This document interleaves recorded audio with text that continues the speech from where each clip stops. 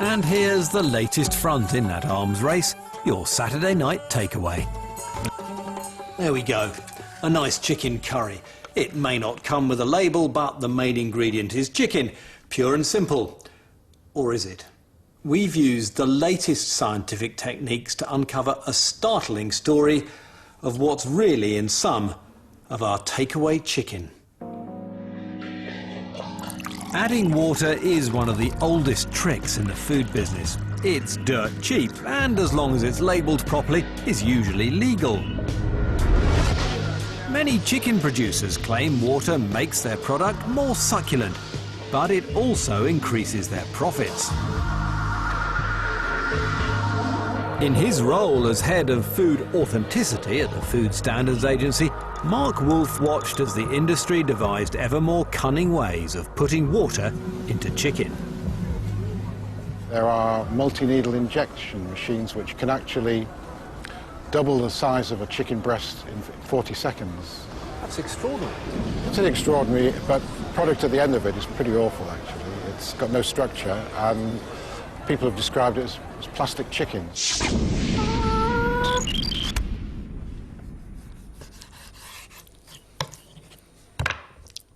And here it is, chicken that's nearly 1/3 water. Now, you might think you haven't eaten this, but you almost certainly have, because huge amounts of it go into our restaurant meals and takeaways.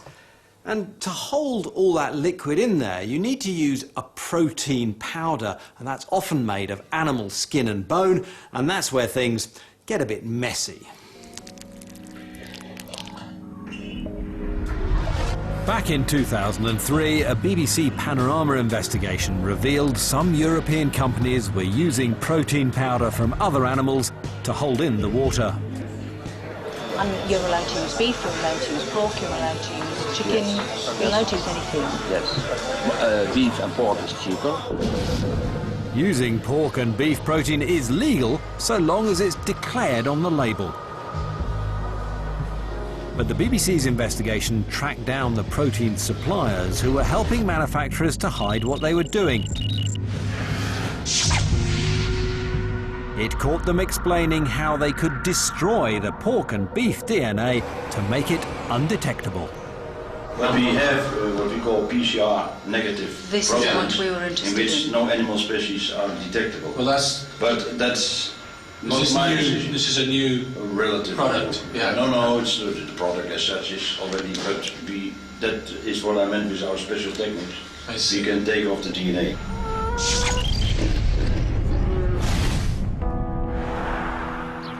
With techniques like that, the food fraudsters were one step ahead of the food detectives. But 6 years on, we heard that the scientists were catching up with help from an unlikely source.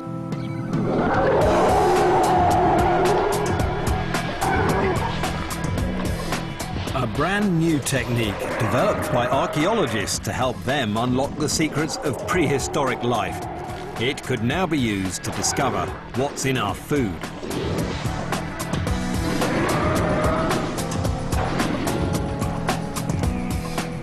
We decided to put the science to good use. We bought chicken breasts with added water from a number of wholesalers.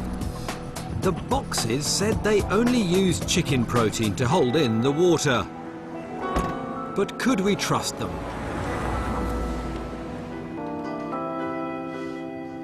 We took our chicken to the University of York, where Professor Matthew Collins leads a team of scientists developing the new test, a way of identifying animal species through proteins rather than just DNA.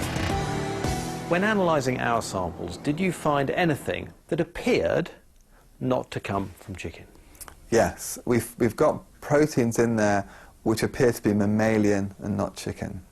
Is it possible to be any more precise about what kind of mammal they might have come from? That's very difficult at the moment, and this is the problem. Because we have insufficient numbers of animals in our database, we really can't be confident what they are. But how confident can you be that the materials in the samples that we gave you, some of it didn't come from chicken? I think we can be fairly confident it didn't come from chicken.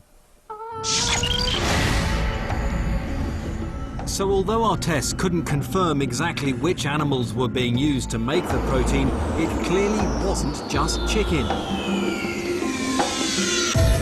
We took our results to the 2 chicken companies involved, and one of them agreed to talk to us. Eurofoods is a big supplier of chicken to Indian restaurants with an annual turnover of £70 million. Shaleem Hussain runs the company. We've tested some of your chicken breasts and the results indicate there is non-chicken animal protein in there. What do you say to that? I'm actually totally shocked and horrified by it. We buy our chicken ingredients, the chicken protein, from a very, very reputable firm. We have written confirmation from them time and time again that all the protein we buy from them are chicken protein and nothing else. Shaleem says he's so worried about what we've told him that he's decided to change the protein powder he uses and drop his supplier. Although they were saying the product is chicken protein, you have revealed that a little bit of it may not be chicken protein, and therefore we weren't satisfied. So I stopped using it. I went to vegetable protein. Producers like Eurofoods are regulated by the Food Standards Agency. So when we told Shaleem about our findings, that's who he turned to. As soon as we heard, and we were so much concerned, we approached the FSA for clarification and advice and guidance, and we didn't get it. And we couldn't wait for them. We made proactive actions, and now we don't add any chicken protein to any of our chicken at all. So what have the Food Standards Agency been doing about this problem? In fact, we learned they'd been running their own wider investigation into mislabeled protein in chicken for nearly a year.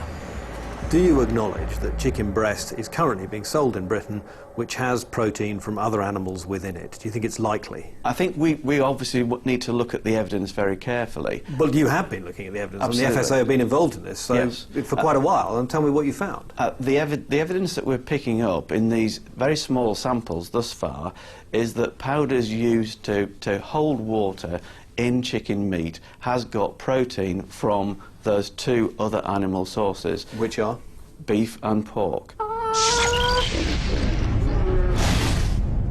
So, somewhere along the line, the fraud is still going on. And this is more than just a matter of taste. Because a lot of the chicken with added water is labelled as halal.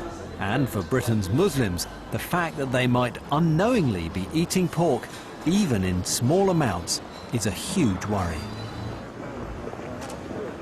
Dr. Shuja Shafi is the Muslim Council of Britain's food expert.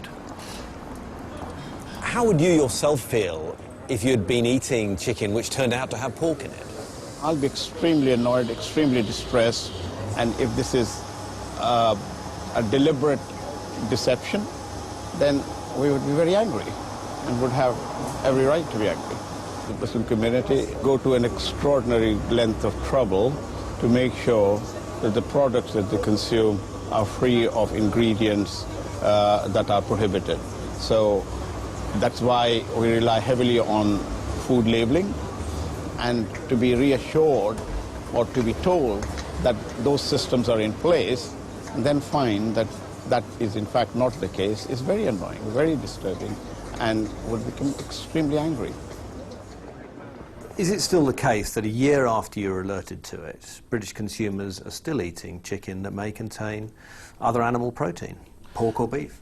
Our objective in setting standards for this and other types of food fraud is to ensure that we eliminate to the best extent possible. I appreciate it's your objective, but have you succeeded in making sure that it's not there? As each individual case of food fraud emerges, and this is clearly one of those where authenticity is the problem, we develop new technologies and we do it as fast and as speedily as is possible to make sure that the science and evidence base gives us the opportunity to take out of the marketplace anything that doesn't conform to that labelling regulation. I think it's disgusting because they shouldn't be allowed to do that, should they? No, it's all wrong. Now, you knew that, would you still Am eat I the rapidly chicken? becoming a vegetarian here? It should be what it says should be in the meat. I think it's totally bad because in good faith you buy something for chicken. It's got pork and beef in. It's just not on. If it was in a chicken curry or a takeaway, I wouldn't be bothered. Wouldn't bother you? No, it's just meat. Not very ethical at all. You'd still eat it, wouldn't you? Easily pleased, wouldn't you? I would be concerned for people who would normally be able to eat chicken, but who, because of religious sensitivities, wouldn't be able to eat pork.